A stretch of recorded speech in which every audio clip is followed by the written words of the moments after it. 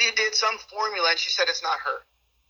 The person who you saw is somebody who's never been reported missing.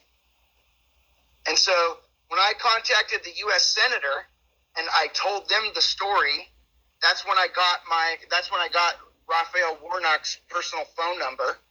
Okay? Mm-hmm. And he told me, if you need any help, call me. So I have a standing, you know what I mean? But I don't, you know what I'm saying? I'm not, like, if I see this motherfucker at Walmart, dude. Did you tell Peggy that you saw him this morning? I'm fucking try and rip his fucking face off. Did you tell Peggy that you saw him this morning? I don't talk to Peggy. I pacmanned her. She's out of here. I pacmanned, she ghosted. Whatever. What's the difference? She couldn't get her mind into the right side of the category, so I threw her out. Told her, you can't be here. So are you guys like not friends now either? No, we're not. She got all hurt and emotional and fucking blocked me because she couldn't handle the fact she couldn't just be my friend. You know, and it's like, dude, I'm not, you know, Haley's 4 years old. You're washing your hands and soap makes bubbles. So guess what? From a 4-year-old's perspective, she's playing with bubbles. She's not washing her hands, and the whole concept behind that she couldn't get. And she had been molested from the time she was a little baby until she was 12 or whatever, and then had all this like trauma and all these things that all she did was go to these classes to try to figure out like the psychology and all this stuff.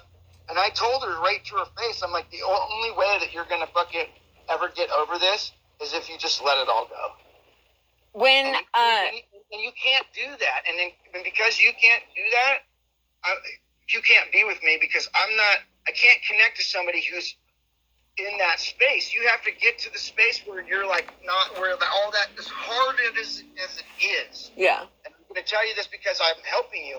You need to get past it. I'm sorry, but that's just the way that it is. And she couldn't do that. And so then I told her, you got to go.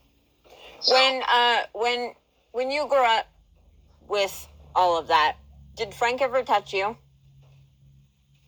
No, because one time he tried. I went into the kitchen, I pulled out a 13-inch knife, and I fucking walked up to him.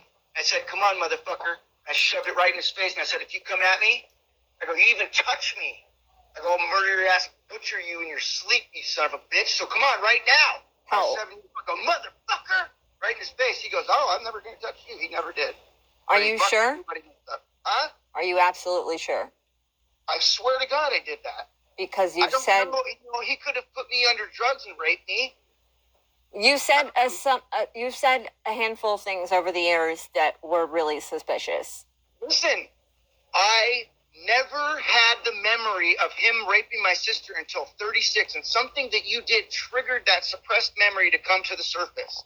Something you said, some interaction that you and me had triggered that memory to come to the surface. And that was one of the things that caused a big breakdown between you and me because you didn't understand what I was going through. I had no idea. And when you were half asleep, you would tell me things that were just really crazy. Yeah, and so But you kept mentioning Frank Turner as you were half awake. And so I called Jules and I was like, hey, Mike keeps talking about this guy, Frank Turner, that touched him. And like he was half asleep. Her and say that. No, you told me in your like half awake sleep. So I called Jules. This is before we split up. And she was like, that was the stepfather that raped me. And I was like, okay. I said, do you know if he touched Mike? And she said, I don't know. And I said, well, he's said some things that were really suspicious. And she's like, honestly, I wouldn't doubt it.